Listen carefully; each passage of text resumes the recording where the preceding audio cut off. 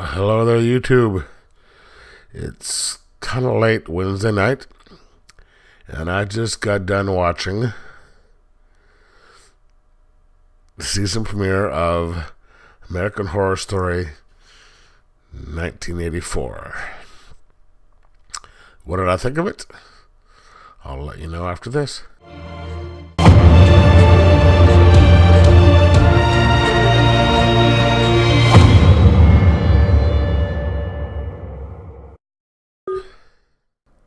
And I'm back. Alright, now, I'm assuming if you're watching this, you are a fan of American Horror Story, or you're at least curious about this season. I'll break this down for those of you who may or may not have watched it. American Horror Story is a series where every season is a different plot line. There's like American Horror Story Coven, American Horror Story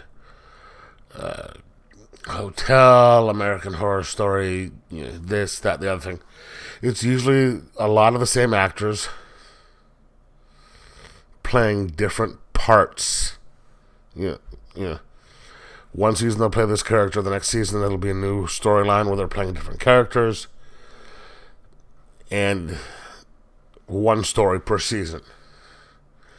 Every once in a while they will return and play the same character, sometimes, excuse me, 2 or 3 different characters in the same season, because they might be reprising, briefly reprising a character from the previous season.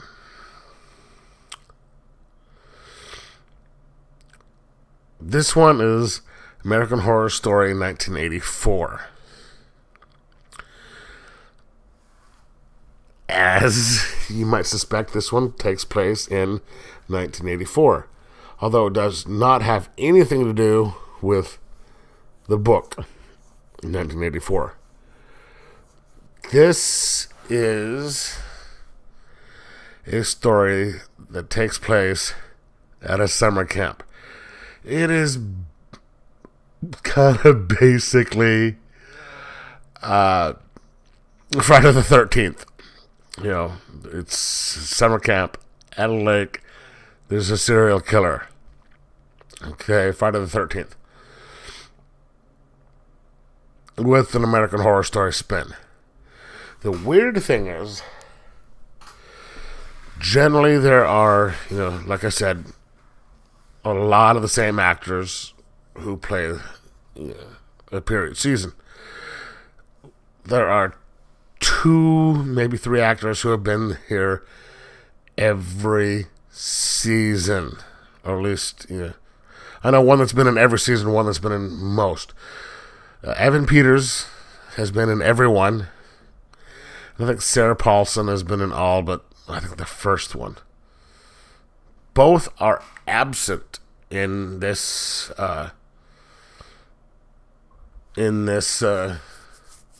premiere episode. They weren't even mentioned in the credits. And a lot of the people who were in the last few seasons aren't in this one. There's only 2 returning characters in this, returning actors in this season. One is Billy Lord, who, if you don't know her, she's Carrie Fisher's daughter. She's been in the last 2-3 seasons. And then one dude who only appeared for the first time last season. Last season he played Satan, and this was a American Horror Story Apocalypse. And he was virtually unrecognizable in this one because last season he had this really long hair and he was kind of dark and all that. In this one he has short 80s hair, and it took me a while to recognize him, but one cool little nod to his previous character is this character. Since it takes place in the 80s, he has an earring which is a cross, but it's an upside down cross, which I thought was kind of funny. So the setup for this is you get introduced to most of the characters at an aerobics class, because this is the 80s. It's Los Angeles. They're all at an aerobics class, and they all, come together afterwards. And one of them has a job as a counselor at a summer camp, and it's like, they're short of counselors. Let's all go out there and be counselors. And the central character is this young, innocent, virginal character who she really doesn't want to go, but she winds up being attacked by Richard Ramirez.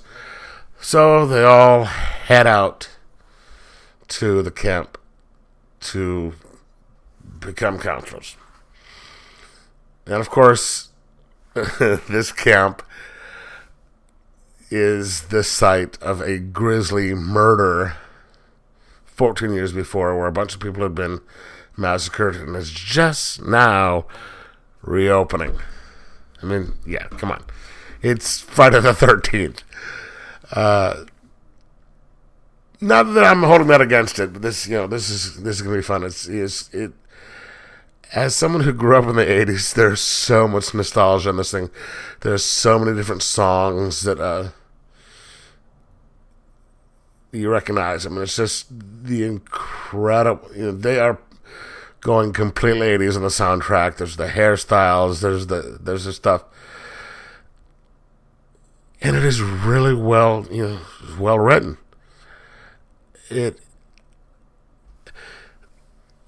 The two producers are kind of notorious for putting political stuff in this one. But that is nicely absent in this episode, where you can just sit back and watch. No matter what side of the spectrum you're on, you can sit back there and watch and enjoy yourself. Billy Lord plays kind of the slut character. They've got all the different stereotypes. They've got the slut, they've got the virgin, they've got the jock, they've got the stoner, they've got the black guy, they've got everything that you need in a horror story, in a horror movie. And then you have the owner who This is very well done, and it was an hour and 12 minutes long, and it flew by. And one of the cool things is there's a little side story about the bad guy, Mr. Jingles. I'm not giving anything away because it's the first episode here. Who was supposed to be the guy who did the original killing, who escapes from the asylum right on the other side of the lake, oddly enough. And the fun thing, excuse me for a second, is the guy in charge of the asylum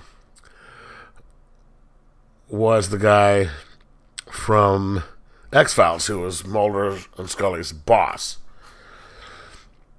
It's kind of nice to see him in these different roles every once in a while. This was if you're a fan of horror movies, if you're into 80s throwback stuff, or a combination of both, or if you're a fan of American Horror Story, you need to check it out. And they've already violated one of the horror movie rules. I'm not going to tell you what, because I don't want to ruin any major plot. It's not really a major plot point, but store details than what I already have. But there's a certain trope of all horror movies that happens, and it's already been violated, which I thought was kind of cool. Set in Los Angeles, 1984, so the Olympics is the background. that's another reason why they left town, because they wanted to stay out of the city because of the Olympics. It was going to be too crowded. And the whole Night Stalker thing. So, watch it. It's a good time. It's nostalgic. It's funny. It's got a good amount of gore for, cable TV. Not, premium channel stuff. So, enjoy. And have a good time.